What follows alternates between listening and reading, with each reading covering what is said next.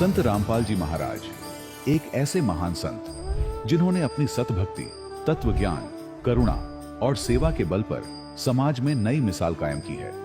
संत रामपाल जी महाराज की अगुवाई में उनके सभी सतलोक आश्रमों से समाज कल्याण के अद्भुत कार्यों ने समाज को सुनहरे भविष्य की एक नई उम्मीद दिखाई है।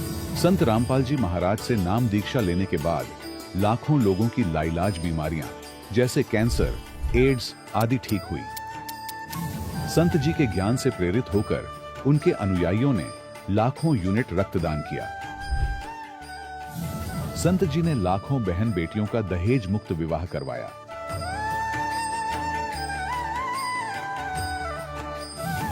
संत जी ने लाखों लोगों का नशा छुड़वाया, करोड़ों उजड़े परिवार बसे। संत जी के आश्रमों में समागम के दौरान निःशुल्क नेत्र चिकित्सा, दंत चिकित्सा प्रदान की जाती है। संत रामपाल जी महाराज द्वारा समय समय पर पर्यावरण संरक्षण के उद्देश्य से बड़े स्तर पर वृक्षारोपण किया जाता है। संत जी ने जरूरतमंदों को तत्काल राहत पहुंचाने के लिए एम्बुलेंस सेवा शुरू की। संत जी अपने अनुयायियों को देहदान के लिए प्रेरित करते हैं, जिससे मानवता की सेवा और चिकित्सा क्षेत्र में सुधार हो सके। संत रामपाल जी महाराज के सभी आश्रमों में हर रोज निःशुल्क भंडारा आयोजित किया जाता है, जहां हर वर्ग, हर जाति और हर धर्म के लोग एक साथ बैठकर भोजन करते हैं।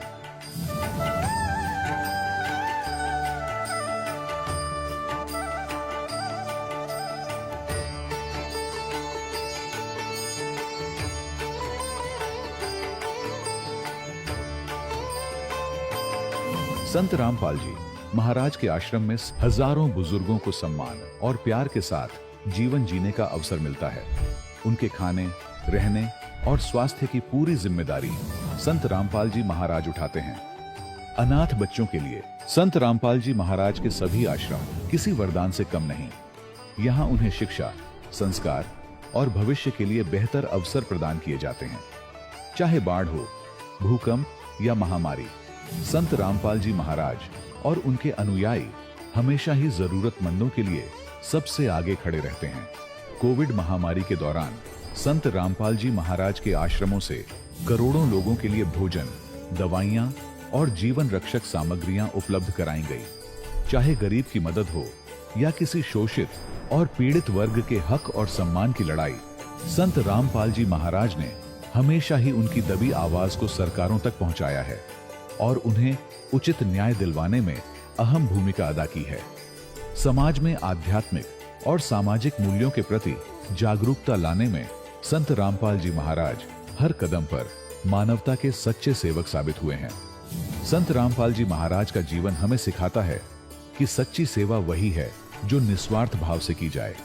आइए हम भी इस महान सेवा के कार्य में इस महान संत से जुड़ें और संत रामपाल जी महाराज से नाम दीक्षा लेकर अपने जीवन को धन्य बनाएं।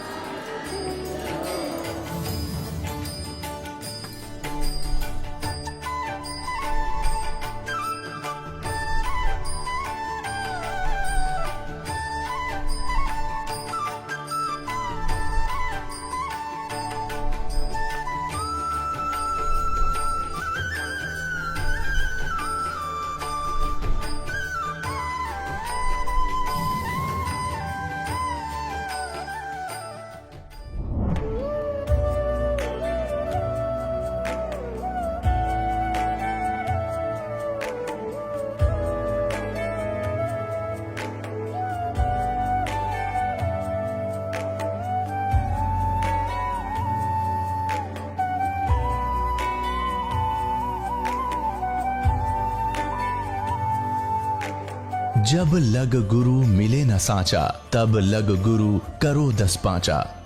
क्या गुरु बदल सकते हैं? क्या गुरु बदलने से पाप लगता है? आध्यात्म के इस मैदान में आखिर सही गुरु कौन है? गीता जी में वर्णित तत्वदर्शी संत कौन है? इन सभी प्रश्नों के उत्तर जानने के लिए अवश्य सुनिए जगत गुरु तत्वदर्शी संत रामपाल जी महाराज के मंगल प्रवचन। सत साहिब दर्शकों, जब कोई व्यक्ति अपने जीवन में सच्चे सुख और मानसिक शांति की तलाश में आजीवन पूरी श्रद्धा से अपने धर्म में प्रचलित सभी परंपरागत भक्ति साधनाओं को अपनाता रहे, लेकिन फिर भी उसे अपने जीवन में न तो सुख मिले और न ही शांति, तो अक्सर वह निराश हो जाता है। दर्शकों, कुछ ऐसी ही कहानी थी उत्तराखंड की रहने वाली डॉक्टर जया कंबोज जी की। जया जी ने अपने भक्ति मार्ग के सफर में अनेकों प्रकार की भक्ति साधनाएं अपनाई। इन्होंने अनेकों मंदिर, गुरुद्वारों में माथे भी टेके, व्रत उपवास भी रखे, लेकिन अफसोस इतना सब करने के बाद भी इन्हें निराशा ही हाथ लगी। लेकिन दर्शकों, आज जया जी का कहना है कि जब से मैं संत रामपाल जी महाराज की शरण में आई हूं, तब से मेरे जीवन की रूपरेखा पूर्ण रूप से बदल गई है। अब मैंने शास्त्र विरुद्ध भक्ति साधनाओं को पूरी तरह से त्याग दिया है और संत रामपाल जी महाराज द्वारा बताई गई शास्त्रानुसार भक्ति विधि को अपना लिया है। आइए जानते हैं इसके पीछे की सच्चाई क्या है। सुनते हैं जया कंबोज जी की कहानी, उन्हीं की जुबानी। नमस्कार जी। नमस्कार जी। क्या नाम है जी आपका? मेरा नाम डॉक्टर जया काम्बोज है। जया जी, आप कहाँ से हैं? मैं उधम सिंह नगर उत्तराखंड काशीपुर से हूँ। जया जी, संत रामपाल जी महाराज से नाम दीक्षा आपने कब ली? संत रामपाल जी महाराज से 2015 में नाम दीक्षा ली मैंने। जया जी, आपने क्या क्या भक्ति साधनाएं की अभी तक? हम सभी देवी देवताओं की भक्ति करते थे, सभी तरीके के व्रत रखते थे। दुर्गा माता के व्रत रखना, संतोषी माता के व्रत रखना, भोले भगवान के, विष्णु भगवान के और हनुमान जी के, इन सभी देवी देवताओं के व्रत रखते थे और हफ्ते के सारे हफ्ते व्रत करते थे। पूरा हफ्ता हमारा व्रत में गुजर जाता था। उसके बाद हमारे पिताजी हमेशा से ही चाहते थे कि हम कोई गुरु बनाएं, तो हमने जब गुरु बनाने चाहे तो मिले नहीं कोई गुरु, ढूंढते ढूंढते। उसके बाद कई बार हम टीवी देखने बैठ जाया करते थे। मेरे पिताजी टीवी लगा के हमेशा गुरुजी को ही देखते थे कि हाँ चलो किसी गुरुजी की खोज में टीवी देखते हैं और कोई अच्छे गुरु मिलेंगे तो नाम दीक्षा ले लेंगे। तो उसके बाद उन्होंने देखा निर्मल बाबा जी हैं, बहुत लोगों के कष्ट दूर कर रहे हैं। वो बताते थे कि अगर किसी को परेशानी है, जैसे किसी को पीलिया हो गया, किसी को 2 दिन से भूत दिखाई दे रहे हैं, या कोई दारू पी रहा है, इस तरीके की लोग उनके पास बीमारियां और उपचार लेके आया करते थे कि ऐसा ऐसा हो गया हमारे साथ। तो वो बताया करते थे कि हाँ वहाँ देवी जी का मंदिर है, वहाँ बोतल चढ़ा देना या फिर समोसे खिला देना, गरीबों को बांट देना। इस तरीके से बताते थे वो, तो हम मान जाते थे कि हाँ, हमें जब ज्ञान नहीं किसी चीज़ का तो हम मानते थे कि हाँ हो सकता है ऐसा करने से हमारे थोड़े पुण्य बढ़े और हमें गुरुजी मिले, तो हमें भी थोड़ी मोक्ष की चाह थी कि हमें भी मोक्ष मिलेगा, क्योंकि गीता में लिखा है ना, गुरु के बिना मोक्ष नहीं है। तो चाह थी एक गुरु बनाने की, तो सोचा निर्मल बाबा जी को बना लेते हैं, क्योंकि उनका सत्संग देखते थे, समागम किया करते थे वो। उसके बाद हम वहाँ जाने की सोचते थे कि चलो, टीवी में देखते देखते जब उन पर विश्वास बढ़ता चला गया तो हमने सोचा चलो हम वहाँ चले जाते हैं, एक बार निर्मल बाबा जी के दर्शन करके आएंगे और उनका समागम देख कर आएंगे। वहाँ जाने के लिए तो बहुत पैसे की जरूरत थी, पर पैसा हमारे पास था नहीं और हमने निर्मल बाबा जी को गुरु बना लिया। उसके बाद भी हमने सभी देवी देवताओं की भक्ति करी। जैसे मेरे पापा जी हैं, बृहस्पतिवार का व्रत किया करते थे। उसके बाद मंगलवार का व्रत मेरे भैया करते थे, हनुमान जी का व्रत। मम्मी शुक्रवार का व्रत करती थी और मैं भी विष्णु भगवान को, श्री कृष्ण जी को बहुत माना करती थी। बचपन से ही हम कृष्ण जी के बहुत बड़े पुजारी थे। सब कुछ करे जा रहे हैं लेकिन फिर भी कोई लाभ नहीं मिल रहा। उसके बाद फिर थोड़ा सा संकोच आया मन में कि गुरु बनाना चाहिए। गुरु भी बनाया, लेकिन फिर भी हमारे जो घर के कष्ट हैं, मेरे पिताजी बहुत दारू पीते थे। बचपन से जब हम छोटे छोटे थे, हमने तब से अपने पिताजी को दारू पीते देखा है। हमारे गृह कलेश इतने थे कि सर आप विश्वास नहीं करेंगे कि हमें 2 टाइम की सुख की रोटी नसीब नहीं होती थी गृह कलेश की वजह से। इतनी दारू पिया करते थे मेरे पिताजी। हमारी माँ ने हमें पढ़ाया लिखाया, पिताजी भी सपोर्ट करते थे, ऐसा नहीं है, पर जो उनकी एडिक्शन थी, जो उनका दारू पीने का था कि हाँ मुझे दारू चाहिए ही चाहिए, तो उसमें वो अपनी सैलरी कर दिया करते थे ख़त्म। उसके बाद हमारी माता जी ने पढ़ाया लिखाया, सब कुछ किया हम लोगों का और काफ़ी स्ट्रगल किया हम लोगों ने, पर हम लोगों को गुरु बनाने के बाद भी कोई लाभ नहीं मिला। जया जी, फिर आप संत रामपाल जी महाराज जी की शरण में कैसे आईं? पापा टीवी देखा करते थे डेली, शाम को देखते थे, ऐसे धीरे धीरे देखते देखते टीवी उनको संत रामपाल जी महाराज का सत्संग मिला। एक दिन देखने लग गए वो, धीरे धीरे उन्होंने स्टार्टिंग करी देखने की। देखते रहे देखते रहे। मुझे बहुत गुस्सा आता था, मैं उनके पास आके बैठती थी, मैं कहती थी क्या वकील से लगा के बैठ जाते हो, ये बोलते रहते हैं ऐसे ही। पहले आपने निर्मल बाबा जी को गुरु बना लिया, अब ये वकील जैसे आते रहते हैं, इनको लेके बैठ जाते हो आप। उसके बाद फिर सुनते रहे, काफ़ी टाइम हो गया उन्हें सुनते सुनते। उन्होंने कम से कम 6-7 महीनों तक संत रामपाल जी महाराज का सत्संग सुना। उसके बाद जो है होली आने वाली थी हमारे घर, जैसे होली होती है ना मार्च में, वो सब चल रहा था हमारे घर, सारी तैयारियां हो रही थी। अब सर होली तो क्या ही होती थी हमारे घर पे, होली जो है वो मातम ही है, ये लगा लो। हमारे घर तो ये हाल हो जाता था जब होली आती थी। तो ऐसा होता था कि पिताजी हमारे पूरे दिन दारू पीते रहते थे, नॉनवेज बनता था, नॉनवेज खाते थे। उनके जो फ्रेंड्स हैं वो भी आया करते थे, और सारे दिन मतलब हमारा यही होता था। इस बार होली थोड़ी हमारी अलग हुई संत रामपाल जी महाराज की वजह से, क्योंकि पापा ने 6-7 महीने से जो संत रामपाल जी महाराज के सत्संग सुने थे, उन्होंने होली के दिन से एक दिन पहले ही सोचा कि मैं आश्रम चला जाता हूँ जहाँ संत रामपाल जी महाराज का आश्रम है। और उन्होंने हम लोगों को किसी को कुछ नहीं बताया, बस मम्मी को बोला कि मैं जा रहा हूँ आश्रम। मम्मी ने कहा कि पता नहीं क्या हो गया, हमेशा तो होली को लेके इतने एक्साइटेड रहते हैं और अब इन्हें एकदम से आश्रम जाना है, वो भी इतनी दूर है। वो हम स्कूल से आए तो मम्मी बोलती हैं पापा तो तुम्हारे गए आश्रम।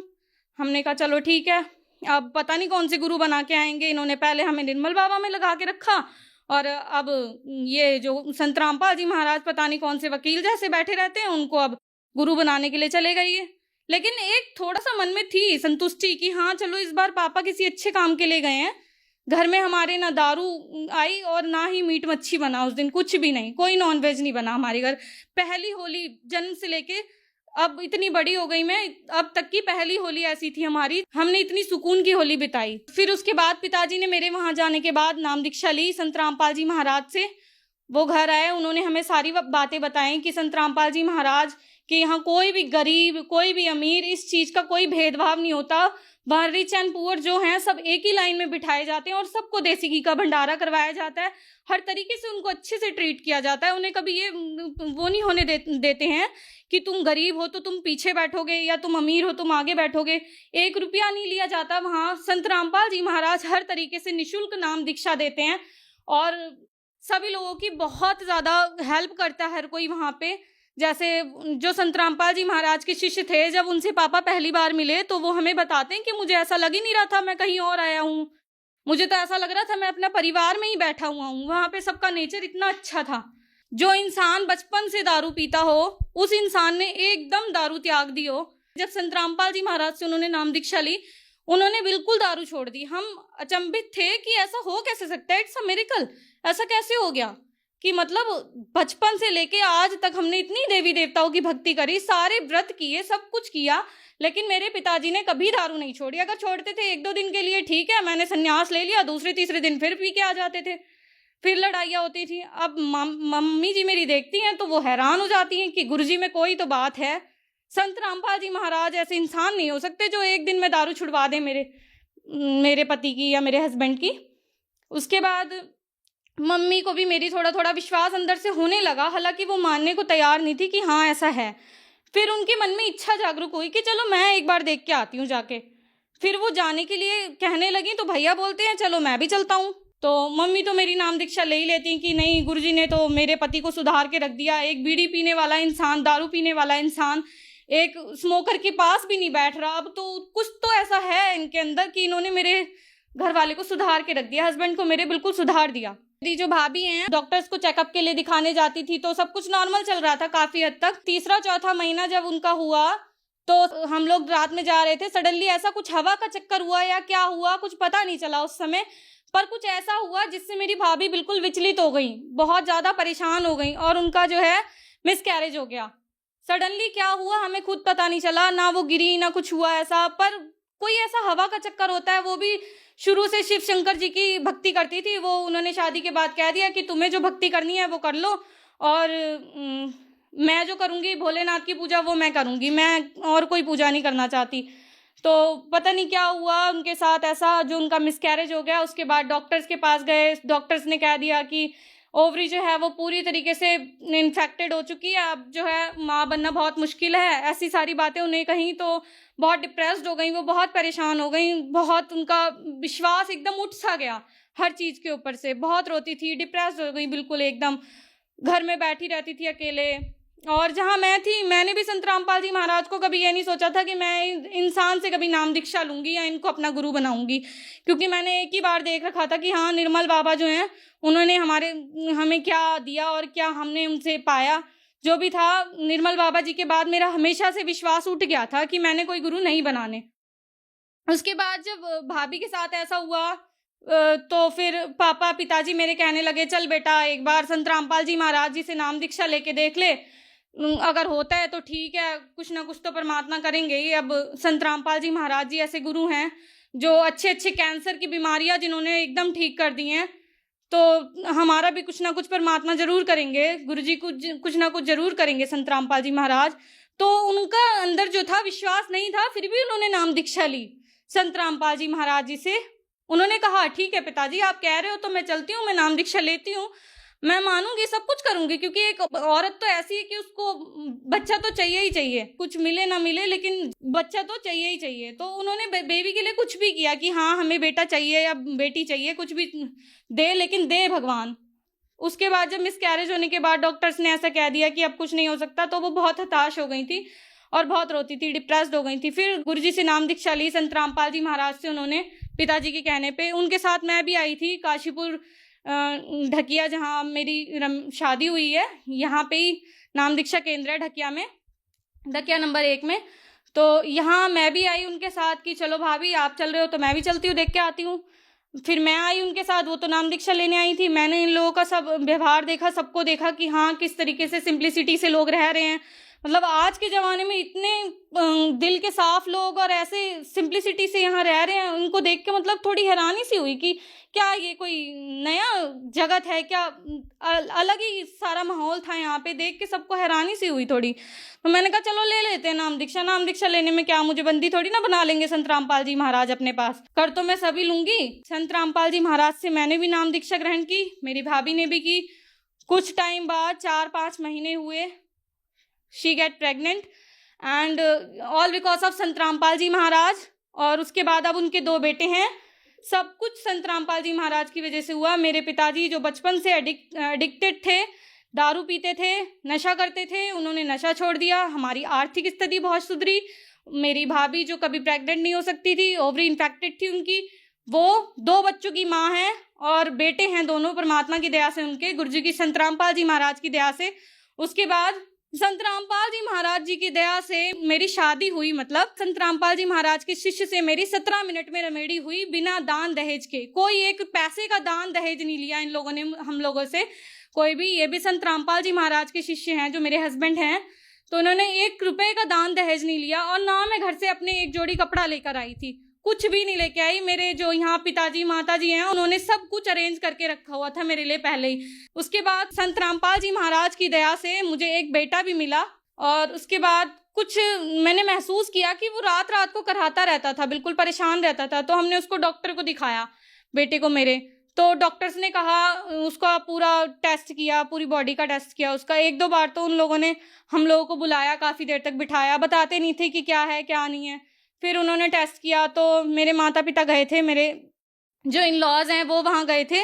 उनको बताया उन्होंने कि इसको लेफ्ट लेग में जो है हर्निया है, उसको बेटे को इनके। तो इन्होंने मुझे नहीं बताया, बाद में मुझे बताते हैं कि ऐसा ऐसा है। डॉक्टर्स ने बोला है कि जब ये 10 kg का हो जाएगा तो इसका जो है ऑपरेट करके ये लेफ्ट लेग का जो हर्निया है, जो कि सिर्फ ऑपरेशन से ही ठीक होता है, तो ये निकालना पड़ेगा इसको, सिजेरियन करके जो भी करना है, ऑपरेशन करके इसको जो है निकालना पड़ेगा। ये ऐसे ठीक नहीं हो सकता जब ये पूरे 10 किलो का हो जाएगा। तो बहुत रोए, बहुत घबराती थी मैं, परमात्मा मुझे इतना प्यारा बच्चा दिया है आपने, उसके बाद मेरे को ऐसे कैसे मेरे बच्चे को हर्निया हो गया और क्या होगा मेरे बेटे का। इतनी परेशान हो गई थी मैं कि संत रामपाल जी महाराज क्या करूं अब मैं, मेरे इतना सुंदर बेटा दिया है आपने मुझे, और उसके बाद मेरे बेटे को हर्निया ऐसा कैसे हो गया, कहाँ हमसे कोई गलती हो गई।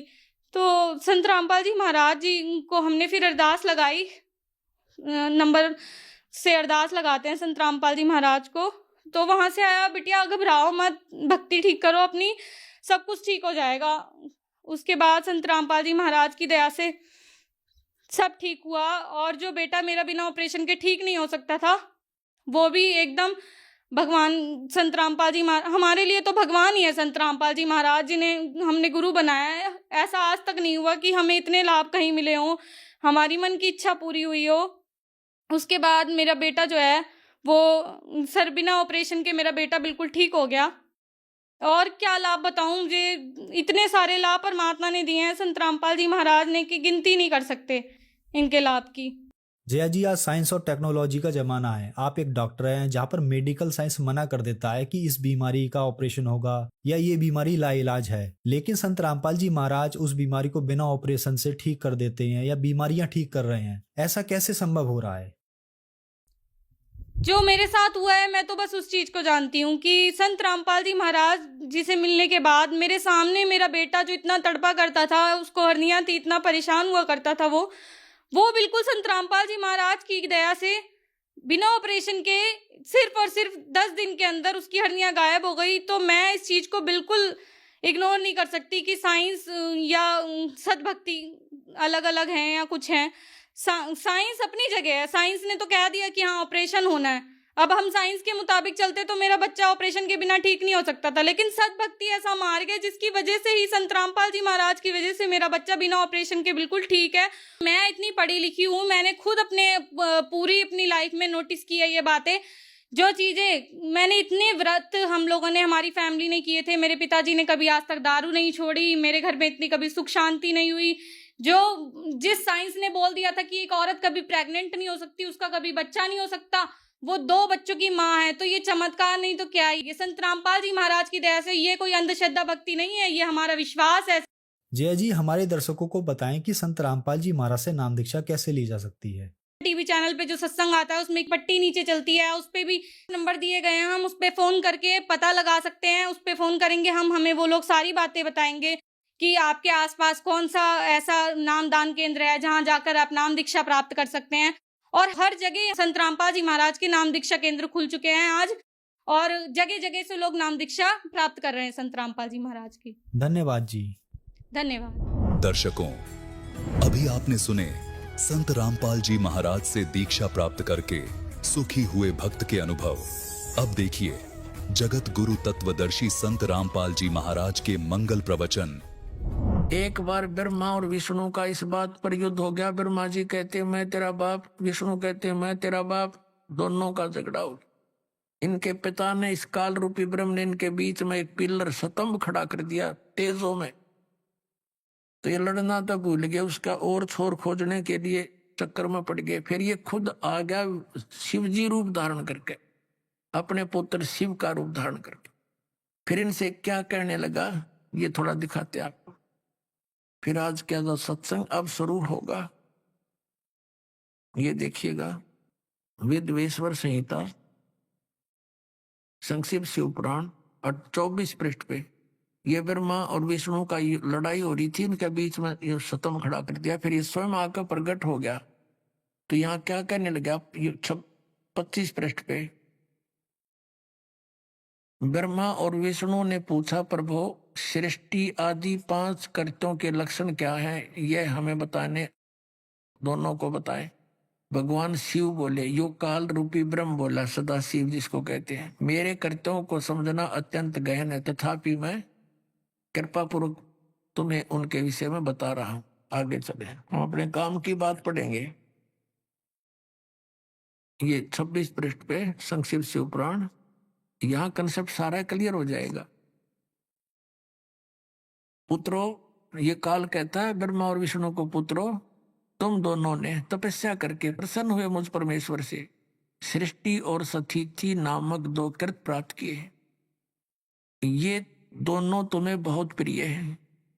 इसी प्रकार मेरी विभूति स्वरूप, मेरे ही स्वरूप जैसे जैसे मैं अब खड़ा हूं, इसी जैसी सकल के रुद्र और महेश्वर ने, ये मैं नहीं है, ने 2 अन्य उत्तम कृत सहार और तिरोभाव मुझसे प्राप्त किए हैं। ये सिद्ध हो गया। 2 तो ये ब्रह्मा विष्णु दोनों और 2 रुद्र और महेश्वर और 5वां ये जो बोल रहा है, बस इतना ही चाहिए था। अब यहां देखना, अब ये भी सिद्ध करना है कि ये काल रूपी ब्रह्म है, इसी ने गीता का ज्ञान दिया श्री कृष्ण में प्रवेश करके। देखिएगा प्रश्न नंबर 26 पर ही है ये। यहां पर हम देखते हैं, मैंने पूर्व काल में अपने स्वरूप भूत मंत्र का उपदेश किया है, जो ओंकार के रूप में प्रसिद्ध है। वह महामंगलकारी मंत्र है। सबसे पहले मेरे मुख से ओंकार यानी ओम प्रकट हुआ। मेरे 2 रूप स्वरूप, जो मेरे स्वरूप का बोध कराने वाला। ओंकार वाचक है, मैं वाच्य हूँ। यह मंत्र मेरा स्वरूप ही है। प्रतिदिन ओंकार का निरंतर स्मरण करने से मेरा ही स्मरण होता है। मेरे उत्तरवर्ती मुख से अकार का ए का, और पश्चिम मुख से उकार, दक्षिण मुख से मकार, पूर्ववर्ती मुख से बिंदु और मध्यवर्ती मुख से नाद का प्राकट्य हुआ है। इस प्रकार 5 अवयवों से युक्त ओंकार का विस्तार हुआ है। इन सभी अवयवों से एकीभूत होकर वह प्रणव यानी ओम नामक एक अक्षर हो गया। ओम एक अक्षर हो गया। ये ओम नमः शिवाय है ना, ये अलग लिखा हुआ है, ये इस मूल पाठ में नहीं है। ये 5 अवतेश ने बता दिए, इन 500 तो मिलकर एक हो गया। तो ये कहते हैं ये ओम नमः शिवाय 5 अक्षर मंत्र हो गया। नहीं, ये गलत मंत्र है, ये नहीं है। ये मंत्र इसने स्पष्ट कर दिया कि मेरा एक अक्षर ओम है। अब थोड़ा सा इसमें दिखाते हैं, और ये भी कंसेप्ट क्लियर हो गया। ब्रह्मा विष्णु महेश से अन्य है ये बोलने वाला, ये इनका पिता है, ये काल रूपी ब्रह्म है। इसी ने श्री कृष्ण में प्रवेश करके गीता जी का ज्ञान दिया। श्रीमद् भगवत गीता अध्याय नंबर 8 के श्लोक नंबर 13 में आपको दिखाते हैं ये क्या कहता है। इससे कंसेप्ट क्लियर हो जाएगा कि गीता ज्ञान दाता भी यही है।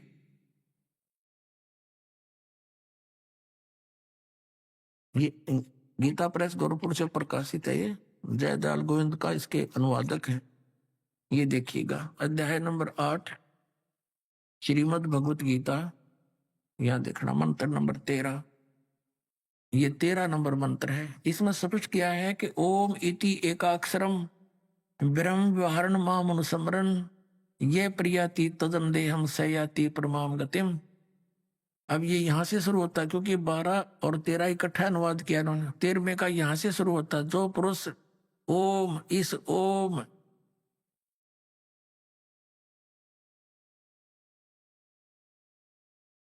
यह एकाक्षर ब्रह्म, एक अक्षर रूप यानी ओम एक अक्षर का ब्रह्म, ये दोनों अनुवाद गलत किया है। एक अक्षर रूप ब्रह्म का उच्चारण करता हुआ मुझ निर्गुण ब्रह्म का निरंतर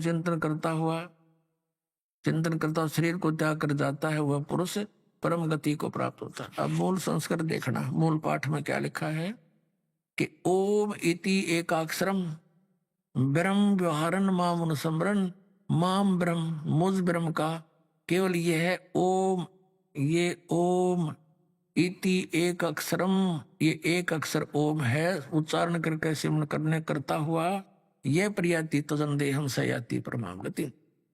अब ये स्पष्ट हो गया कि गीता जी का ज्ञान भी इस काल रूपी भगवान ने ही दिया है, और ये ब्रह्मा विष्णु महेश का पिता है, दुर्गा इनकी माँ है।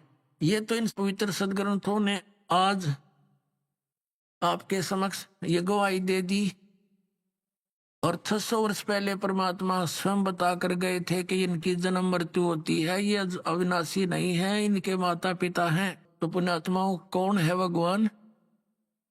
Kabir is God.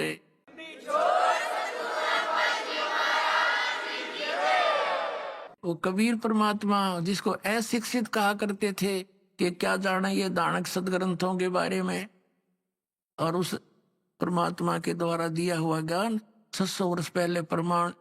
तो इनसे अब हमें ये दृढ़ होगा कि हु इज गॉड। अपने आत्माओं जब धर्मदास जी को ये बात समझ में आ गई कि भगवान सारी है सच्ची, तो कहा है भगवान हे परमात्मा हमारा उद्धार कैसे होगा? आपकी बात को कोई सुनता ही नहीं।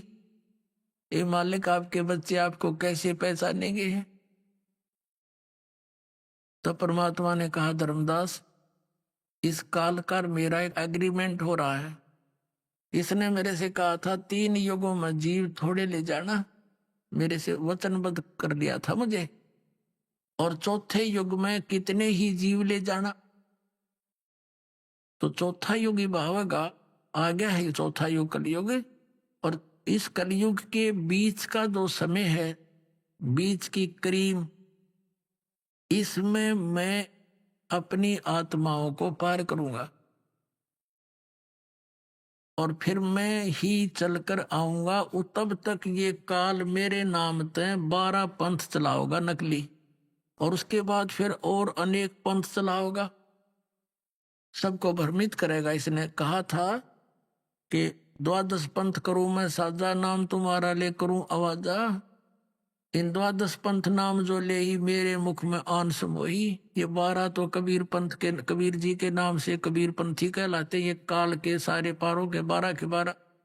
फिर कहा और अनेक पंथ चलाऊं या विद जीवों को भरमाऊं, देवी देवल और धाम पुजाऊं। कहा था जोग जीत जाओ संसारा, जीव न माने कहा तुम्हारा, जीव तुम्हारा कहा न माने हमरी और हो बाद बखाने। कहा था काल नहीं सा कर दूंगा कि तेरी बात ने कोई नहीं सुनेगा, नकली सतलों की महिमा गाने वाले नरे पंथ चला दूंगा।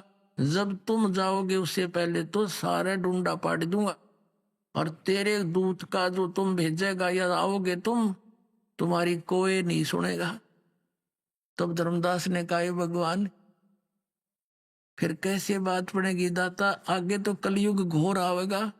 अब तो लोग बहुत धार्मिक हैं, परमात्मा को चाहने वाले, डरने वाले हैं, और फिर कब दया होगी दाता। अब न मान रही है आपकी एक भी बात को। तो परमात्मा ने कहा था धर्मदास जब युग कलयुग 5505 वर्ष जब बीत जाएगा, तब हम अपने इस ज्ञान का प्रचार करेंगे।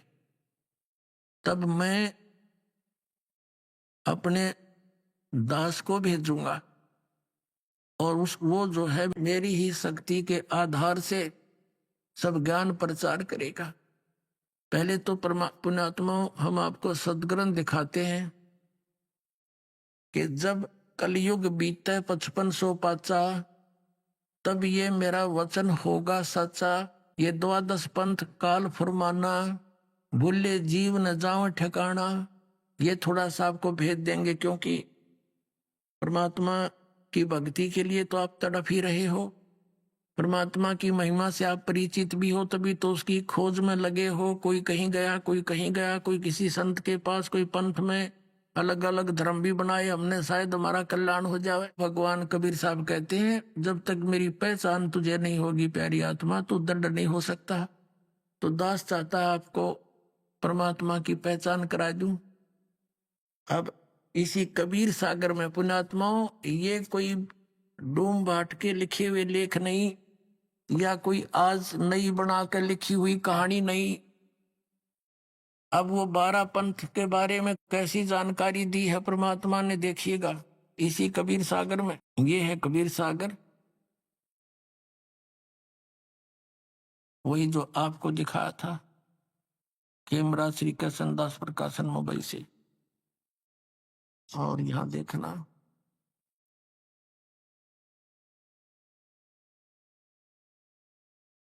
ये कबीर सागर ज्ञान प्रथम खंड, कबीर पंथी भारत पथिक स्वामी युगलानंद बिहारी द्वारा पुरस्कृत, मुद्रक एवं प्रकाशक हैं खेमराज श्री कृष्णदास, अध्यक्ष श्री वेंकटेश्वर प्रेस, खेमराज श्री कृष्णदास स्मारक मुंबई से। अब आपको दिखाते हैं कबीर वाणी।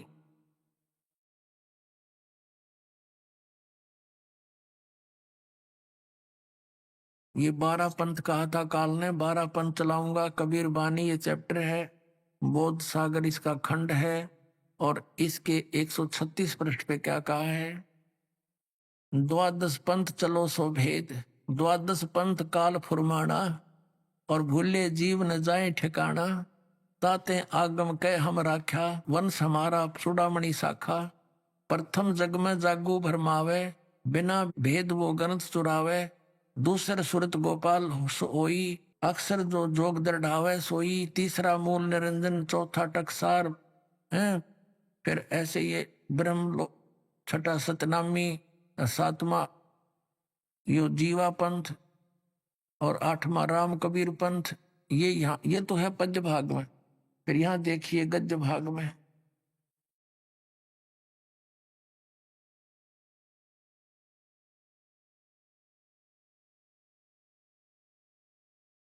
ये है कबीर चरित्र बोध। ये कबीर चरित्र बोध, इसके यहाँ बोध सागर के 1870 पृष्ठ पे यहाँ कति क्लियर किया है कबीर साहिब के पंथों का वर्णन, यानी कबीर साहिब के नाम से। प्रथम नारायण दास का पंथ, ये गलत लिखा है, क्योंकि नारायण दास जी ने तो धर्मदास का, कबीर साहिब का मार्ग स्वीकार ही नहीं किया था। ये चूड़ामणि का पंथ है। यज्ञुदास पंथ, यज्ञुदास जागुदास समझो, सूरत गोपाल, चौथा मूल निरंजन, पांचवा टकसारी पंथ, भगवान दास का पंथ, सतनामी पंथ, कमाली पंथ, कमाल का पंथ, राम कबीर पंथ, प्रेम धाम की वाणी पंथ, 11वां जीवा पंथ और 12वां ये गरीबदास छुडानी वाला गरीबदास पंथ। ये 12वां पंथ ये कबीर साहिब के नाम पर ही चलता है। उन्हीं को आधार से ये वाणी सुलझाते हैं, समझाते हैं। ये सब देख लिया आपने, जागुदास, सूरत गोपाल, टकसारी पंथ, भगवान दास का पंथ, सतनामी पंथ, कमाली पंथ, राम कबीर पंथ, प्रेम धाम वाणी पंथ, जीवा पंथ और गरीबदास पंथ। अब हम फिर आते हैं या कबीर वाणी चैप्टर पे। वो कबीर चरित्र बोध अध्याय पढ़ा था 136 पृष्ठ पे। फिर हम वही आगे हैं। द्वादश पंथ काल फरमाना, बोले जीव न जाओ ठिकाना, ताते आगम कह हम बाख्या, वन समारा चूड़ामणि शाखा।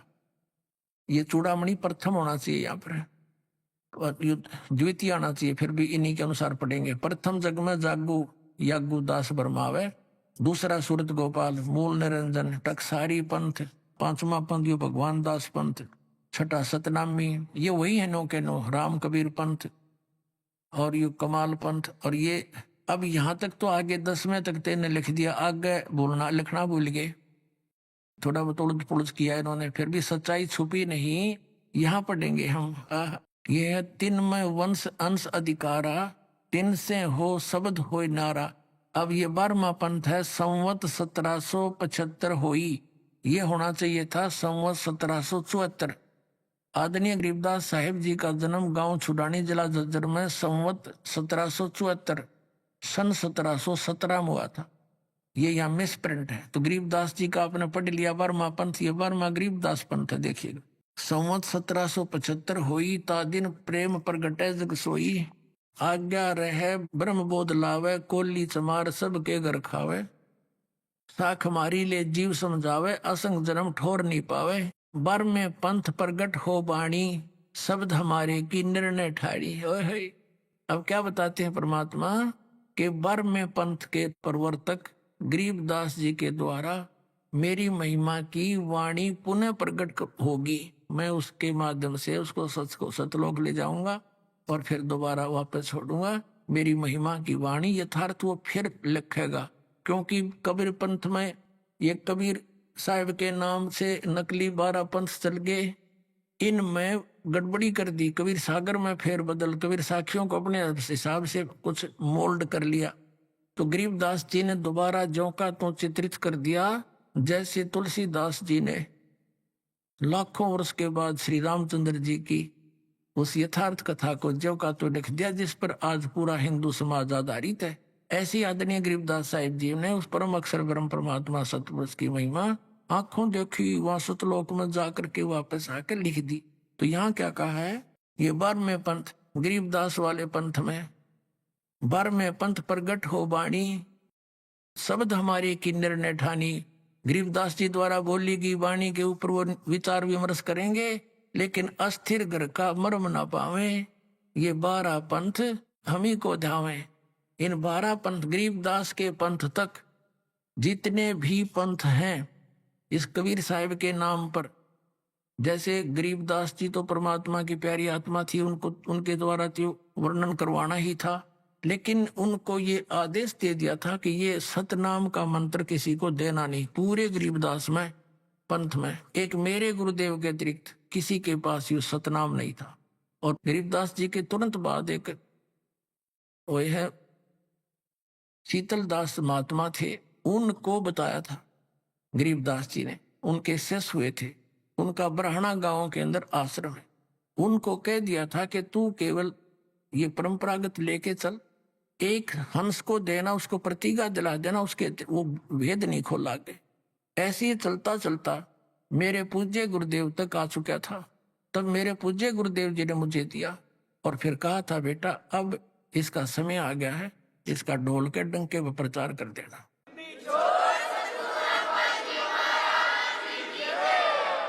तो ऐसे ये चलता चलता एक गुप्त रखा गया, जैसे आदरणीय नानक साहब जी से कहा था कि अभी इसको सतनाम का प्रचार ना करना। आपने जन्म साखी भाई बाले वाली में देखा कि ऊपर सचखंड में नानक साहब जी गए और वहां निरंकार, ये उसको निरंकार कहते हैं, लेकिन वो साकार में लिखा है कि तेजों में तकत का ऊपर ऊपर परमात्मा बैठे थे। अब ये थोड़ा भूल भुलैया भी करनी थी संतों ने, तो वहां परमात्मा बैठे थे तेजों में शरीर में, और उन्होंने नानक साहब जी से कहा था कि ते आपको सतनाम का प्रकाश के लिए भेजा है। तो नानक साहब जी ने कहा, हे परमात्मा, आपका जहां जहां आदेश होगा वहां वहां सतनाम का प्रकाश करूंगा, ना तो नहीं करूंगा। तो इन सबको कह दिया था धर्मदास मेरी लाख तो आई, ये मूल ज्ञान की दबार नहीं जाई, उसी के आधार से आगे चलते। अब क्या बताया परमात्मा ने, 12वां पंथ प्रगट हो बाणी हवै, है नहीं, ये हव माने होवे, शब्द हमारे का निर्णय ठानी, अस्थिर ग्रह का मर्म ना पावे, ये 12 पंथ हम ही को ध्यान। गरीबदास पंथ तक को कह दिया कि इसके अनुयायी भी मुझे ही इष्ट रूप में ध्यावेंगे, लेकिन स्थिर अस्थिर माने स्थाई स्थान सतलोक को नहीं प्राप्त कर सकते। फिर क्या बताया है, बर में पंथ हम ही चल आवे, गरीबदास वाले पंथ में आगे चल के हम ही आवेंगे, और सब पंथ मिटा के एक पंथ चलावे। होय होय, सब पंथ मिटा के एक पंथ चलाओ।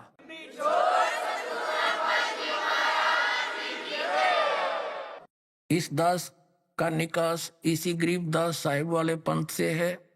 मेरे पूज्य गुरुदेव जी और पहले जितने हमारे गुरुजी दादा गुरुजी वो इसी पंथ से संबंधित थे, और परमात्मा ने पहले 600 वर्ष पहले कह दिया था, धर्मदास चिंता ना कर, उस बार में पंथ में हम ही चल कर आवेंगे।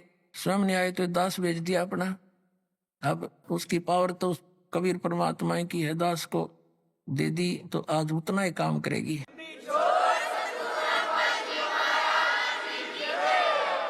देखिए, बर में पंथ हम ही चल आवे, सब पंथ मिटा एक ही पंथ चलावे, सब पंथ मिटा के।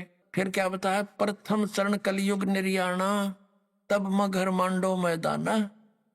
कलयुग का जो प्रथम चरण है वो मगर के अंदर जब मैं सह शरीर जाऊंगा तो वो प्रथम चरण होगा।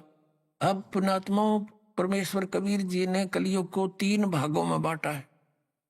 प्रथम चरण में स्वयं आए थे, अरे बिचली पीढ़ी में ये दास भेज दिया, और लास्ट की पीढ़ी भक्ति करने योग्य नहीं रहेंगे, वो तो कति नकली हो जाएंगे।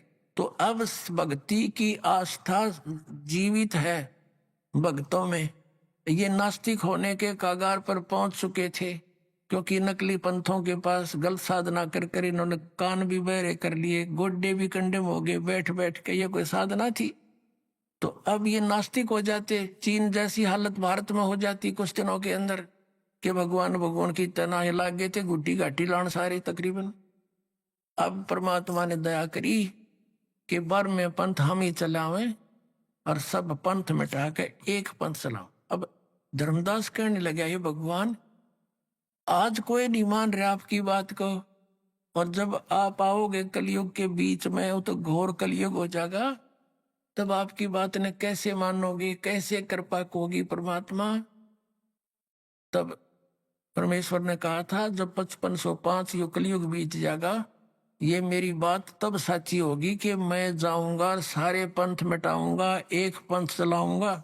और पूरे विश्व में एक ऐसा माहौल होगा, सतयुग जैसा माहौल होगा। सब मेरी भक्ति करेंगे, कबीर साहब की सतनाम का जाप करेंगे।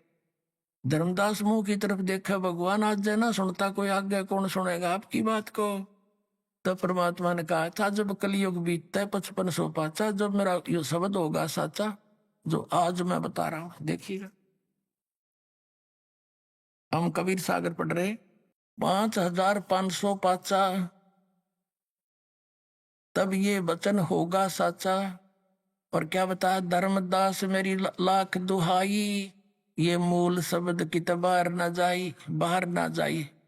पवित्र ज्ञान तुम जग में बाखो, मूल ज्ञान तुम गुप्त ही राखो। गोई माने गुप्त, मूल ज्ञान जो बाहर पड़ी, बिचली पीढ़ी वंश हंस नहीं तरही। 33 अरब ज्ञान हम भाखा, मूल ज्ञान गोए हम राखा, गुप्त रखा। मूल ज्ञान तुम तब तक छिपाई, जब लग 12 पंथ मिट जाई। पुण्यात्मा, परमात्मा ने कहा था इस मूल ज्ञान को तब तक छुपा के रखना जब तक ये 12 पंथ ना मिट ले। अपने आत्माओं ये सारे पंथ मिटेंगे। परमात्मा ने कहा था कि धर्मदास, जिस समय मैं आऊंगा या अपना दास भेजूंगा कलयुग की बिचली पीढ़ी में, उस समय काल के सारे पंथ मैच्योर हो चुके होंगे।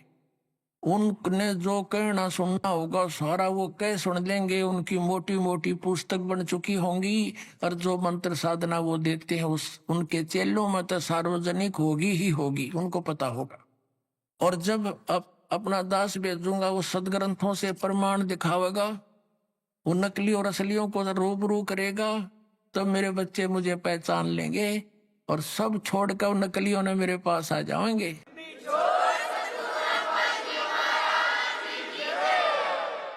जिस समय परमात्मा की और काल की वहां तकरार हुई थी, उस समय उनकी वार्ता से थोड़ा सांस लेते हैं। देखिएगा, ये सबसम वेद बोध, सबसम वेद बोध, ये कबीर सागर है इसका, और इसके 121 पृष्ठ पे यहाँ क्या लिखा है, सतयुग त्रेता द्वापर माही, तीनों युग जीव थोड़े जाही, चौथा युग जब कलयुग आई, तब तो शरण जीव बहु जाई, ऐसा वचन हर मोह दीजय, तब संसार गवन तुम कीजय। यू काल कह रहा है परमात्मा को।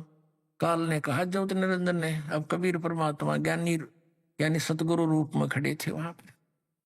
अरे काल पर पंच पसारा, तीनों युग जीव दुख में डारा, बिनती तोर लीन में मानी, मोह को ठग लिए काल अभिमानी। चौथा युग जब कलयुग आई, तब हम अपनो अंश पठाई, घर घर देखो बोध बिचारा, सतनाम सब ठोर उचारा। और 5500 पाचा, तब ये वचन होएगा साचा। कलयुग बीत जाए जब एता, सब जीव परम पुरुष पद चेता। ओए होए होए।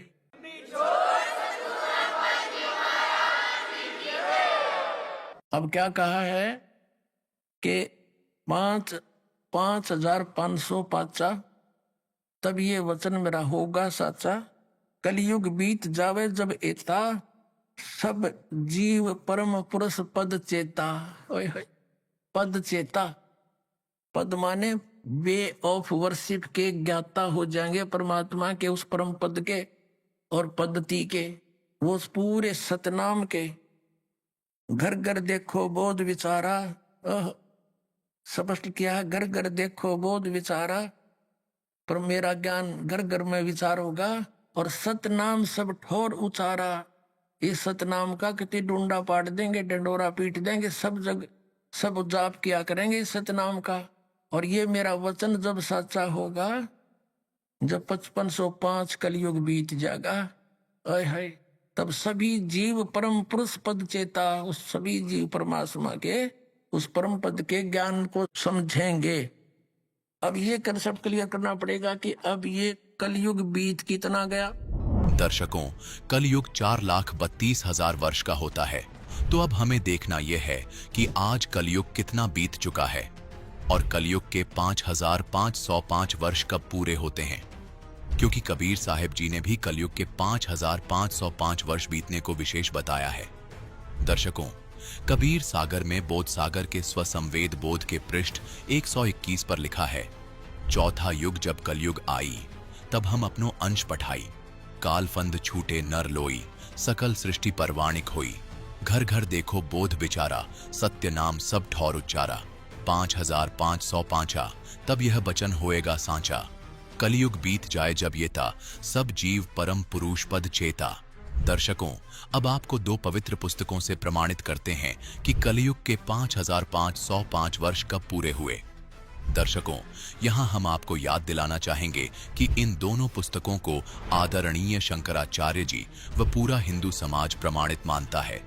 पहली पुस्तक का नाम है ज्योतिर्मय ज्योतिर्मठ, जिसके संपादक, लेखक एवं संकलन करता है विष्णुदत्त शर्मा, और दूसरी पुस्तक का नाम है हिमालय तीर्थ, इसके प्रकाशक हैं रंजू चक्रवर्ती।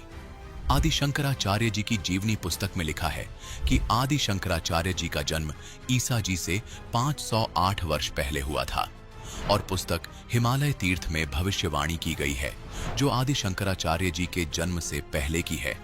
कहा है कि आदि शंकराचार्य जी का जन्म कलयुग के 3000 वर्ष बीत जाने के बाद होगा।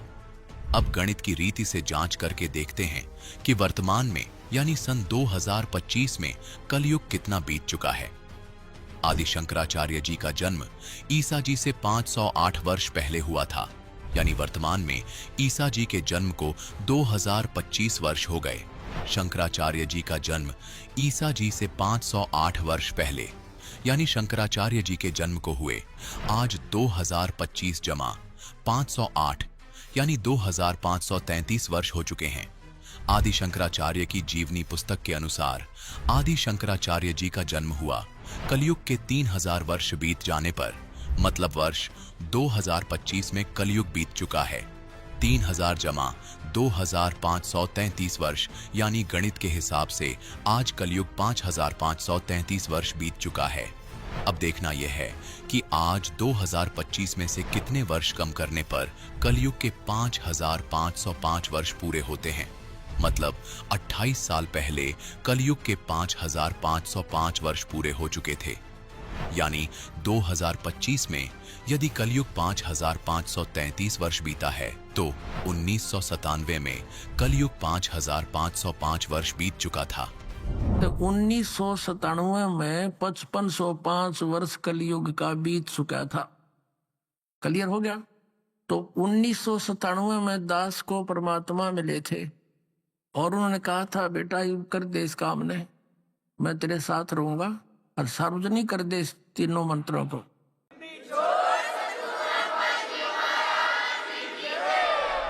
अभी आपने सुने संत रामपाल जी महाराज के मंगल प्रवचन।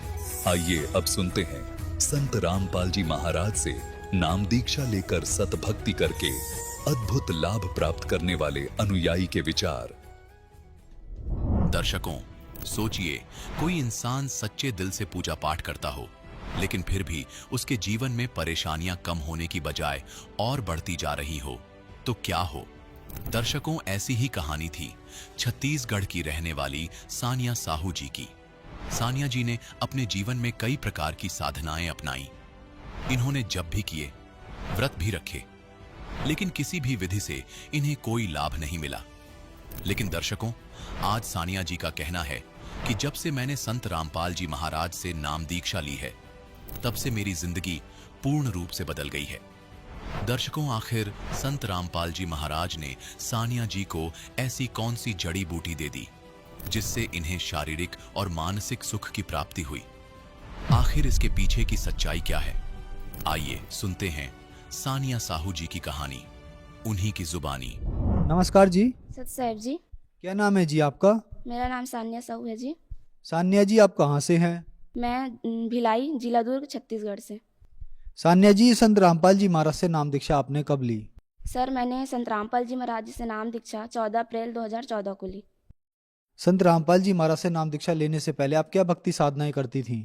सर, मैं 7 साल से तो संत रामपाल जी महाराज जी से नाम दीक्षा ले ली थी। उससे पहले मेरी मम्मी मंदिर जाती थी, तो उनके साथ मंदिर जाना, और मम्मी के साथ जो मम्मी पूजा पाठ करती थी दुर्गा माता, गणेश जी का, बस वही पूजा साधना करती थी। तो फिर क्या कारण बना कि आप संत रामपाल जी महाराज जी की शरण में आईं? सर, जब 4 साल की थी उस टाइम मेरे को निमोनिया का बीमारी था, तो फिर मेरी मम्मी को भी था जॉइंट पेन, तो मेरे चाचा जी उनको जब पता चला कि ऐसा ऐसा प्रॉब्लम है इनको, तो चाचा जी बोले कि संत रामपाल जी महाराज जी से मैंने दीक्षा ली है, तो आप भी एक बार उनका सत्संग सुनो और दीक्षा लेके देखो, ठीक हो जाओगे करके। फिर चाचा जी के साथ मम्मी और मैं, हम लोग सतलोक आश्रम संत रामपाल जी महाराज जी के आश्रम में हम लोग जाके नाम दीक्षा लिए। आपने छत्तीसगढ़ से हजारों किलोमीटर दूर संत रामपाल जी महाराज से नाम दीक्षा ली, तो क्या संत रामपाल जी महाराज से नाम दीक्षा लेने के बाद आपको लाभ मिले?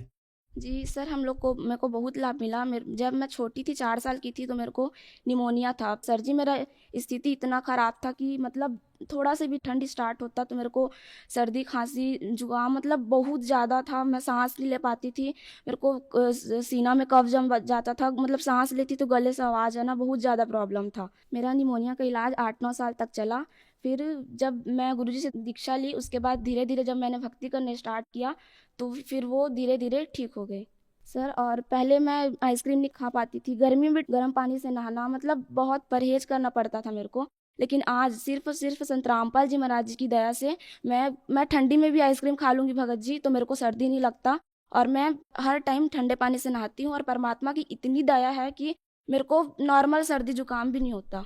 सर, ये फिर जो मेरी निमोनिया थी, मतलब बड़े होके वो अस्थमा में बदल गई थी। अस्थमा में मेरे को सांस लेने में प्रॉब्लम, दिक्कत आता था, मतलब सीना भारी भारी लगता था। फिर मैंने गुरुजी के दरबार साहिब में ज्योति लगाकर गुरुजी को अरदास लगा कि गुरुजी ऐसी ऐसी बात है, मेरा तबीयत बहुत ज़्यादा ख़राब रहता है, कुछ दया करो करके। अगले दिन मेरा जो सर्दी खांसी जुकाम था वो बिल्कुल ठीक हो गया, मतलब पूरा 100% ठीक हो गया। और उस दिन का दिन है सर जी, और आज का दिन मेरे को कोई भी प्रॉब्लम नहीं है। मेरे को डॉक्टर ने ये भी बोला था, अगर ठीक हो जाओगे तो अच्छी बात है, नहीं तो तुमको ज़िंदगी भर दवाई खानी पड़ेगी। और अस्थमा ऐसी चीज़ है सर कि कहीं भी इसकी एक दवाई आती है, उसको हमको लेके घूमना पड़ता है, कभी भी सांस फूलने लगना, ऐसा था मेरे को। और जब भी थोड़ा सा भी ठंड आता तो ये सब मेरा ही स्टार्ट हो जाता था। लेकिन आज संत रामपाल जी महाराज जी की दया से मैं बिल्कुल स्वस्थ हूँ और कोई भी दवाई नहीं लेती। सर, मेरी मम्मी का जॉइंट पेन ठीक हुआ, मेरी मम्मी को नींद वाली थायराइड थी, वो भी पूरा मतलब ठीक हो गई है।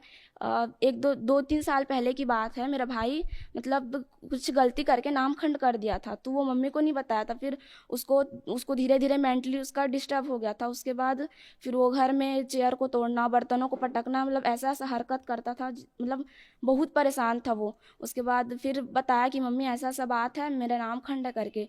फिर मम्मी बोली कि बेटा तू मेरे को पहले क्यों नहीं बताया। फिर हम लोग यहाँ नामदान केंद्र में उसका जाके शुद्धिकरण करवाए, तो फिर वो घर आया ना, तब भी भक्ति नहीं कर पाता था, उसको काल भक्ति करने नहीं देता था। मम्मी हाथ पर उसका बांध के उसके कान में हेडफोन लगा के गुरुजी का मंत्र सुनाती थी, जिससे वो धीरे धीरे मतलब सुधार आया। और बोर्ड एग्जाम 10th में 80% एक दिन में पढ़ के लाया, संत रामपाल जी महाराज जी की दया से। और मेरे पापा सर ड्रिंक करते थे, नशा और गुटखा उटका ये सब खाते थे, जो कि संत रामपाल जी महाराज जी से दीक्षा लेने के बाद पूरा छूट गया है।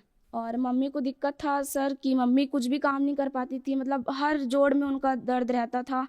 और थायराइड था, मम्मी को दिन भर नींद आना, मतलब बहुत सारा प्रॉब्लम था मम्मी को। लेकिन आज संत रामपाल जी महाराज जी की दया से मम्मी घर का काम भी करती है और मेरी मम्मी पार्लर भी चलाती है। सर, मेरे को अभी 1.5-2 साल पहले टीबी का बीमारी हो गया था। जब मैं डॉक्टर के पास गई, मेरे पेट में दर्द रहता था, तो उन्होंने बोला सोनोग्राफी कराना पड़ेगा। उसके बाद फिर मैंने सोनोग्राफी कराई, तो मेरे पेट में उन्होंने टीबी बताया। उसके बाद फिर बोले कि आपका 6 महीने दवाई चलेगा, ठीक हो जाएगा तो अच्छी बात है, नहीं तो फिर ज़िंदगी भर दवाई खानी पड़ेगी। लेकिन आज संत रामपाल जी महाराज जी की दया से मैंने 6 महीने दवाई खाई और आज बिल्कुल ठीक है, मेरे को पेट में कोई भी प्रॉब्लम नहीं है। संत रामपाल जी महाराज से नाम दीक्षा लेने के बाद आपको बहुत सारे लाभ मिले, तो जो दर्शक आज आपको टीवी पर देख रहे हैं और वो संत रामपाल जी महाराज से नाम दीक्षा लेना चाहते हैं, तो कैसे ले सकते हैं? सर, अभी संत रामपाल जी महाराज जी का सत्संग विभिन्न चैनलों पर प्रसारित होते हैं, पीली पट्टी चलती है, उसमें नामदान केंद्र के कांटेक्ट नंबर दिए होते हैं, उसमें कॉल करके अपने नज़दीकी नामदान केंद्र से नाम दीक्षा लेकर भक्ति करके अपना मोक्ष करवा सकते हैं। धन्यवाद जी। सत साहिब जी।